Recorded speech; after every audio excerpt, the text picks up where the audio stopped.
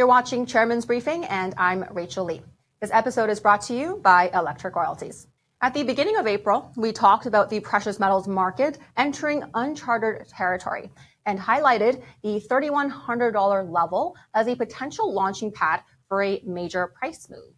Well, that analysis has now played out as gold rocketed to an unprecedented $3,500 an ounce before experiencing a faith-testing triple-digit pullback. This remarkable volatility comes as investors of all sizes increasingly look to gold as protection against growing economic and global tensions. Many retirement accounts and long-term portfolios are now incorporating gold as a strategic hedge against inflation and currency concerns. Well, now we're asking, is $3,500 the line in the sand for gold? Well, we'll find out soon enough.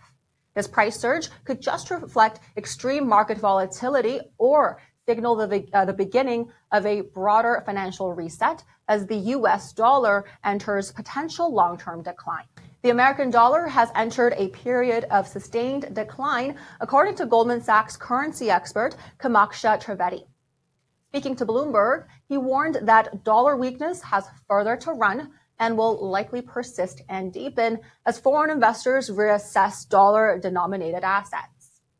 While the euro has captured most gains against the greenback so far, Trivedi believes that the Japanese yen could be next to strengthen in a substantial way.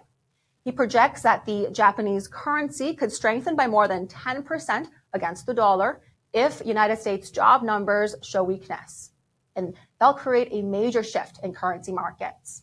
This shift reflects fundamental changes in how global investors view American assets.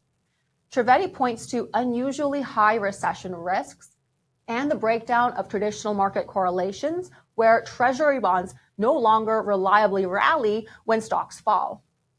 This critical relationship has historically attracted foreign capital to United States markets. The record gold price surge above $3,500 signals this diversification away from dollar assets, driven significantly by central bank purchases.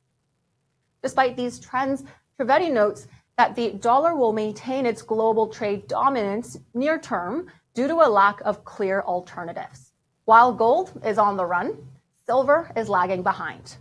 The gold-silver ratio measures how many ounces of silver it takes to buy 1 ounce of gold, and it's reached 105. This is the highest level in 3 years and well above the historical average of 60. Bloomberg analyst Mike McGlone explains why this matters. Historically, peaks in the gold-silver ratio occur during economic contractions and typically precede rising unemployment.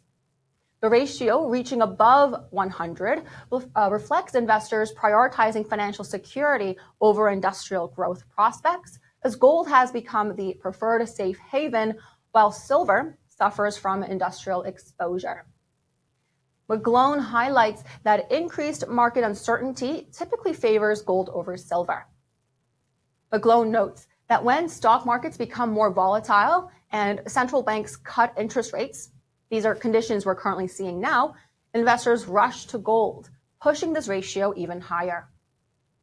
Now, despite these warning signals, some experts remain optimistic on silver. Saxo Bank strategist Ole Hansen believes that silver could reach $40 this year, citing continued demand from green energy sectors that remain relatively recession-proof. The Silver Institute projects a 5th consecutive year of supply deficit in 2025. CMOC Group has acquired Lumina Gold in an all-cash deal worth about 580 million Canadian dollars. They've secured the Cangrejos gold-copper project in Ecuador. Now, this transaction highlights growing Chinese interest in securing long-life gold and copper assets globally. The Cangrejos project has nearly 17 million ounces of gold plus significant copper credits, with a projected 26-year mine life and after-tax value that exceeds $2.2 billion. For investors, this acquisition represents another example of Chinese companies paying premium prices for strategic metals amid growing supply concerns. Lumina shareholders receive immediate value while avoiding the nearly $1 billion development cost.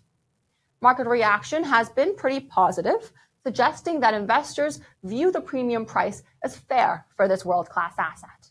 Electric Royalties has expanded its portfolio to 43 critical metal royalties, a 290% increase since going public. Now, despite this growth, the company reports that its stock trades well below its value when it went public. The royalty firm holds assets across metals that are essential to the clean energy transition in North America, Europe, and Australia.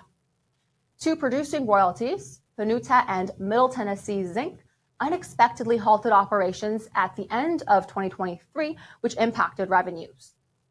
4 royalties have potential to re-enter or enter production over the next 12 months, with feasibility studies expected on another 5 royalties during the same period.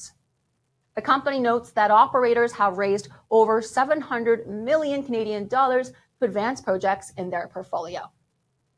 For 2025, Electric Royalties has outlined plans to pursue strategic funding partnerships, corporate M&A initiatives, and potentially a transformative transaction to enhance its market position. Barrick Gold is capitalizing on record gold prices to reshape its portfolio, selling its 50% stake in an Alaskan project to billionaire John Paulson for $1 billion, well above the estimated $600 million valuation. This move signals a strategic pivot as the world's second largest gold producer shifts focus toward copper. The company has hired bankers to sell additional mines in Africa and North America that contribute less than 10% of its overall production. These divestments free up capital for ambitious copper developments, including a $6 billion project in Pakistan, plus a major Zambian mine expansion. This strategy mirrors competitor Newmont, which generated $4.3 billion from asset sales earlier this year, exceeding initial projections as gold prices climbed.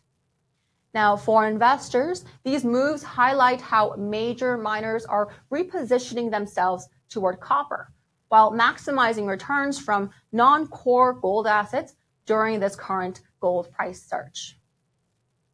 Now, the transformation is so significant that Barrick has even proposed changing its name from Barrick Gold to Barrick Mining, a clear indication of its evolving identity in the mining sector.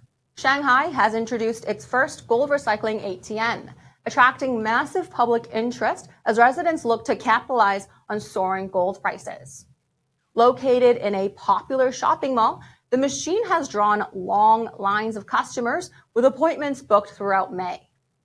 Now, this development could signal a significant shift in retail gold market behavior that investors should watch closely. The emergence of these machines indicate growing public awareness of gold as a liquid asset during economic uncertainty, not just traditional jewelry. The technology is operated by a jeweler called King Hood Group, and it's disrupted traditional gold buying practices in China by offering transparent pricing tied directly to international markets.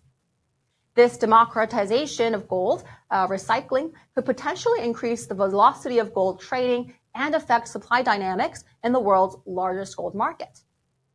For Western investors, this trend provides a window into Chinese consumer sentiment at a time of economic vulnerability.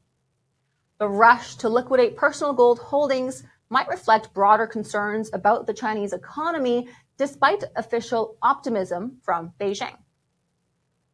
The Shanghai Gold Association has advised against selling too quickly, suggesting that institutional demand may push prices even higher. And there's your briefing for this week. If you're not subscribed yet, please do so before you go. I'm Rachel Lee, and we'll see you in another episode next week.